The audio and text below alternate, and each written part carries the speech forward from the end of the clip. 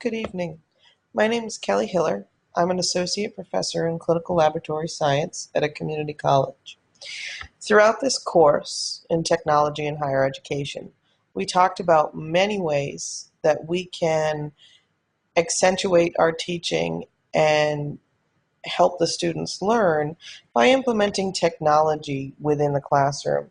And we've discussed a lot of different technology applications like Blackboard, gaming, and blogging. But one thing that we haven't discussed was making all of these wonderful things accessible to everyone. So what I chose for my service case is to look at the training that's available at the college I'm employed on how to make courses accessible and how to make things closed captioned. So what is accessibility? So why do we need it? When we look at accessibility within higher education, it means that the courses and the websites that we use within our presentations, so whether it be on the college website, within our Blackboard space, or links that we provide the students in class, they must be accessible for individuals with disabilities. So they can use the web or the course space to be able to perceive, understand, navigate, and interact, and therefore contribute to the discussion and accentuate their learning in addition to others. We need to make sure that we can provide an even platform for everyone when we are implementing technology within our classes. What we can look at is what is accessibility and why do we need it? And one of the things that you really need to look at is what are the disabilities that can be involved when looking at online-based courses. And one of the things, or many of the things that we can look at are visual, auditory, physical, speech, cognitive, and neurological disabilities. So for the most times that we look at making things accessible online, for example, a PowerPoint, and we'll talk about this further, we're looking at putting materials on a web page or on a course space that can be read by assisted reading like JAWS programs, or closed captioning for someone who's hearing impaired, and appropriate closed captioning. This is a vital piece of higher education, and it's not often fully understood by faculty and developing faculty. It's almost a mystery. We know it exists, we do our best, but we don't actually always know what we really need to do. So one of the things that I've looked at is I've looked at where I work at Bristol Community College and what we have. So we have disability services. We have wonderful staff that help us when we have issues. We will add statements to our syllabi. We will reference that if they need to contact the Office of Disability Services, or ODS, to make sure that they've evaluated what their learning plan needs to be. And so the disabilities office can in turn notify the faculty. Faculties, we often assume that our course materials, our Blackboard spaces, and our web materials are all accessible, especially those of us that use YouTube videos where it just references closed captioning. Well, you need to make sure that we have the appropriate resources, and often our materials are not evaluated for accessibility. It's not included in reviews. It's not included in implementing courses for the first time. And we often have very rare education that's provided that will encompass the entire faculty, so part-time, so our adjuncts, our part-time staff that assist in teaching, and our full-time faculty. And we want to encourage accessibility, and we want to make faculty members aware of it, and this doesn't always happen.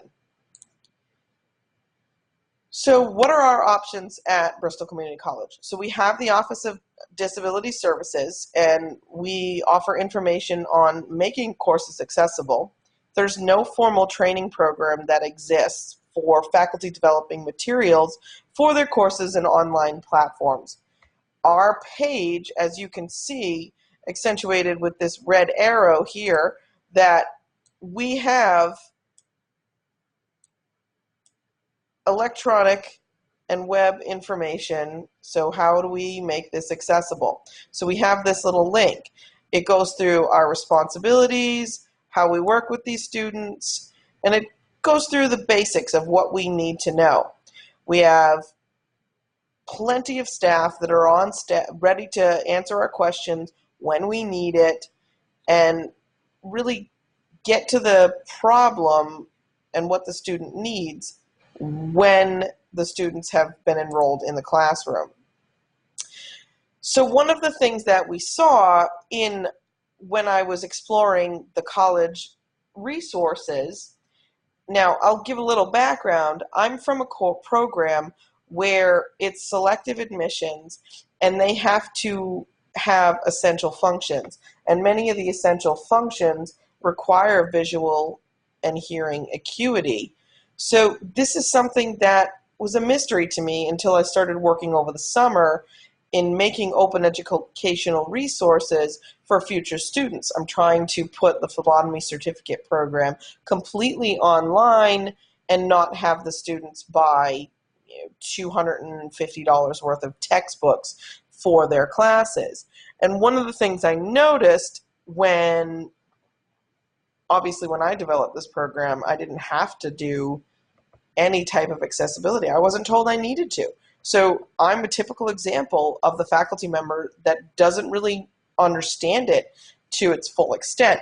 So utilizing this topic as my project allowed me to explore this end of technology, which, to be honest with you, challenged me a little more than when getting into gaming, because I didn't know where to go. There weren't many guidelines. And as you can see, the videos here that you can see, 2011 is when this video was made. Now, I don't know about you, but the technology I have in my home is very different now in 2017 than it was in 2011. It's a very short video, about 13 minutes long, really looking at perspectives of the students when they're taking it. We're looking at old computers here and materials that maybe the students don't always use now. We have a lot more technology that's available. For example, JAWS is incredibly advanced now. However, when speaking with a colleague that is visually impaired, using the latest JAWS doesn't work with Windows 10. So a lot of the things that we're putting into our new updated documents, JAWS can't read for individuals that have vision impairments. And this can really put a roadblock in their learning. So the video was really great at showing things from a different perspective to the faculty members about why we really need to do it, but not really about how we can do it. When looking at some of the video trainings, so most of what was provided within that initial list that we looked at on the BCC Disability Services website, they referenced a bunch of different video captions from this website called W3C. And the W3C we will talk about a little further, but most of these videos are smaller, under a minute. And it's basically short little videos to describe the need. Again, these links are provided, but not how to do it. So what is W3C? So this is the World Wide Web Consortium. So we're looking at creating guidelines for web-based learning. So they make all materials accessible. They look at creating standards that these standards here that individuals need to follow. So for example, if you look on the side, we're looking at this component, which I do want to point out, this is an image, and throughout my presentation, I have actually followed my whole program, my whole PowerPoint program here. I've actually followed the accessibility guidelines. So I have made references to the images, and I have actually included all the pieces that we'll talk about further on in the PowerPoint within my PowerPoint. So this is a fully accessible PowerPoint presentation. So what needs to be accessible? So videos need to be closed captioned. Images need to have alternative text to allow readers, like the JAWS screen reading program, to read the pictures. Charts and graphs also need this alternative text. Diagrams, smart art also have to have this alternative text. And certain colors can't be seen, so presentation colors need to be assessed. And there's actually tools that you can download to assess the colors of your presentation to make sure that you really do have good contrast. We need to make sure that tables don't have blank cells and no alternative text in the title, because screen readers have trouble reading it this way. We need to make sure that we choose text carefully chosen. So if there is a colored background, there needs to be sufficient contrast. There needs to be even some certain texts that need to be avoided because they need simple and easy to read printing. And we need to make sure that closed captioning, when it's added to any videos, needs to have a transcript and appropriate punctuation and formatting for the screen readers to read it appropriately. And those of you that have had a Kindle, when first text-to-speech came, long before we could use the Audible app to listen to things, you had to listen to the computer try and read your print from your Kindle. And it was very disjointed and very computerized, and it really impacts learning when you don't have appropriate punctuation within these captionings. So here's an example. I show you how I added alternate text. You can see right here, I just clicked on it and described how we added the text, and I followed through. Believe it or not, the best resource that I could find, which by the way was outside of the college that I was evaluating, was through Blackboard. I searched in the templates accessibility, and lo and behold, there's a whole PowerPoint that's named accessibility that goes through all of the key steps within PowerPoint to make the presentations accessible, which I thought this was unbelievable. And they had links and whatnot. This is something that needs to be referenced on a page, not a video telling me why it needs to be done. The next tool that I really found very, very helpful was, and you can see, this is my accessibility report. And you can see I still had a few things to do at this point.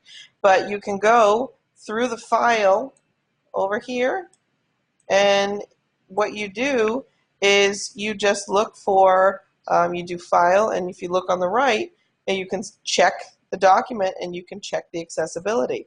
And it brings up a report and it tells you what slide has the problem and what you need. So at this point you see straight arrow connector. If you remember previously in my presentation, I used some red arrows to point it out. I pointed out the date and I pointed out the old computer. I actually had to click on those, format the shape, and add in my alternate text so that when a JAWS screen reader would read through this page, it can show what I was trying to show in the picture. It will actually read whatever I've added in as the alternate text, which I think is a wonderful tool. Closed captioning, we need to make sure that we are closed captioning our videos to make them accessible. So these are these types of tools are used for people with hearing loss or literacy needs. And when you're looking at some of the guidelines that are documented, it states that over 30 million Americans have some type of hearing loss. There's millions that are illiterate, are learning to read, or use English as a second language. So we do have guidelines that are stated that require and show us what we need to create appropriate closed captioning. They need to be accurate, they need to be consistent and clear, they need to be readable, and they need to be equal. We need to make sure that what we're writing and what we're meaning is really the read intended meaning. So here's an example of how, when I was working over the summer, I first delved into creating closed captioning. So I uploaded videos to YouTube, and then I created a transcript through YouTube and edited to fix spelling errors and whatnot. But at the time, and you can see I've gone through and I've used different pieces, but at the time I didn't know, this is the transcript that comes up right here that I went through and I edited. However, what I didn't do was edit punctuation. And I had no idea that I needed to. I'm working on this grant program, and I'm trying to make these open educational resources, trying to make these how-to videos with the students. And I didn't actually know that I needed to make sure that appropriate capital letters were used, appropriate punctuation was used. No one was there to tell me. I didn't know this. So what is my final say? How did I evaluate? Well, through all that was presented in the prior slides, it's very clear that we have all the resources that we need. We have the office. Now, the office probably knows everything that I just talked to you about, but I don't as a faculty member. So this was something that was really difficult for me, and it definitely put in a little chunk of difficulty when setting this up, because I had to turn around and I had to do it all over again. So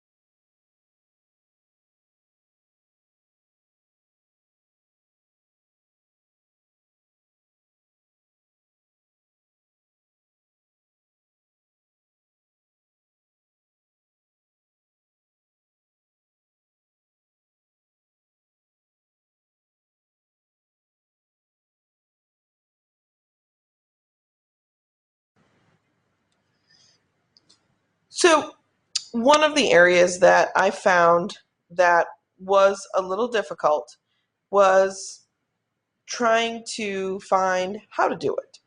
So in the age of online learning, we want to expand it forward, and all institutions want to expand forward. They want to start putting things online. But the faculty need to be aware of accessibility requirements before we have a student in our classroom. Because by the time we get a student that has known disabilities, it's 2 weeks into the course or 1 week or the first day of class. That is not enough time to appropriately update all of our materials. Because just from my experience of making this single PowerPoint, a available and appropriately recorded and edited and accessible PowerPoint, this has taken me a long time to research and put in the work. And it's too late by the time someone gets to this area, and I by the time the student comes into the class. And I can't stress enough the need to promote this and to make people aware of this. We have the information, but we're not using this information, and we're not educating the faculty. There are laws that we're required to follow. We need to make sure our website is accessible. We need to make sure that our PowerPoints and our course spaces are accessible, and our videos and everything that we use. And the literature really focuses on innovating and the future of online learning. But in a survey of a lot of books, I did not find one mention of accessibility requirements. In Reinventing Higher Education, Peter Stokes states that if we don't romanticize what really occurs in classrooms, we're faced with some unfavorable realities. And this is true. He's correct in showcasing that this weakness is our innovation so far, where we're not really seeing the true picture of what is going on. So where do we go from here? So when looking at some of the literature, I found a comment: we do so much for so few and so little for so many. And we need to make sure that we're doing everything for everybody. And it needs to be equal opportunity. So as part of the new scaffolding, online learning was included as a major piece in education in the future. We can't have this piece available to some and not others. It needs to be accessible to all and support those students in their journey. So for a lot of years, a lot of colleges and universities focused on the butts in seats mentality. This has changed. It's not just about the student headcount now. It's looking at retaining these students and continuing that headcount, not just shoving the butts in the seats and worrying about if we lose them later. So we need to make sure that we create programs and pathways that are fully accessible, and we need to make sure that education programs exist to make accessibility commonplace and not a mystery for us faculty. Thank you.